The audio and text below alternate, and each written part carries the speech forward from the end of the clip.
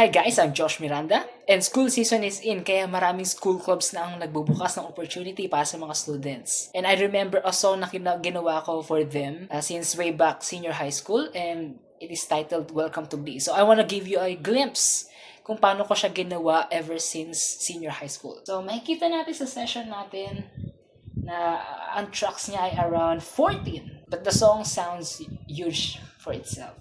So let's start with the main focus, which is the piano, which sounds like this.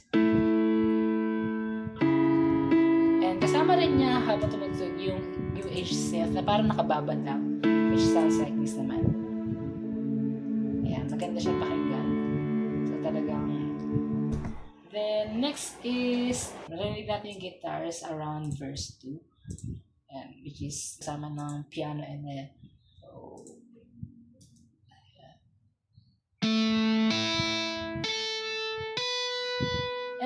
actually, pagdating sa mga vamps, they sound like this lang.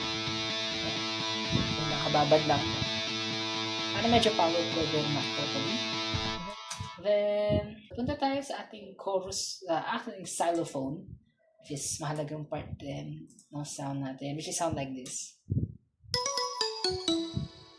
So, the main thing talaga ang nagka-capture is yung vamp part.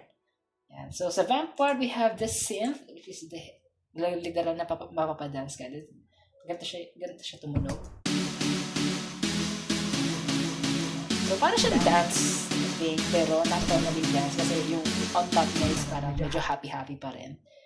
So, next is the drums, which is important. It sounds like this. While yung bass naman natin sounds like this. Katulong lang din siya ng synth.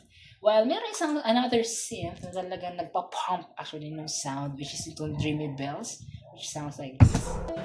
So meron din siya sa part na to, may part na like tururun, and which is yung nagbibigay ng lasting effect sa sound ng mismong vamp. The vocals itself, so start tayo sa main vocal natin, which is my voice. So, apologies sa a lot of autotune kasi napakataas ng autotune niya. Around 92%. Kasi hindi naman ako magaling kumanta talaga. Pero I needed to be in tune. Then sa effects, I have a lot since gain, noise gate. Since I used only the mic na kasama ng phone, syempre naka-earphones habang nag-record. So, yun ang pinakamahalagang important. Mahalaga na importante pa. Yung pinakamahalagang kailangan gawin pagka nagre-record. So, may noise gate, para lang hindi masyado rin yung background. Siyempre, EQ, then compressor. Kailangan ko talaga yung DSR para lang hindi masyadong and so, studio reverb and filter echo, which is the delay. Then, sa ating backing vocals, ay mas ma-appreciate natin siya during the vamps, which is this one. This is the first vamp is ganito siya tumunog. I recorded the VVs sa isang another session kasi limited lang yung tracks na pwede i-allow ng BandLab.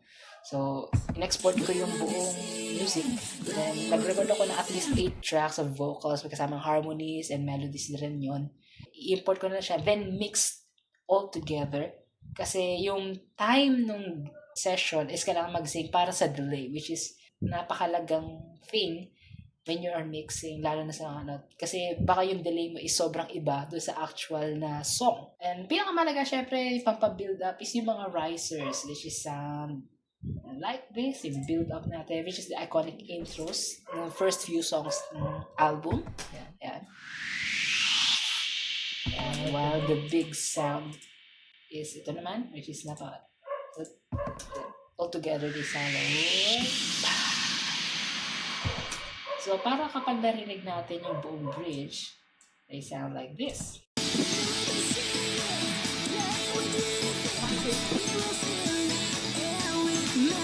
And the vocal.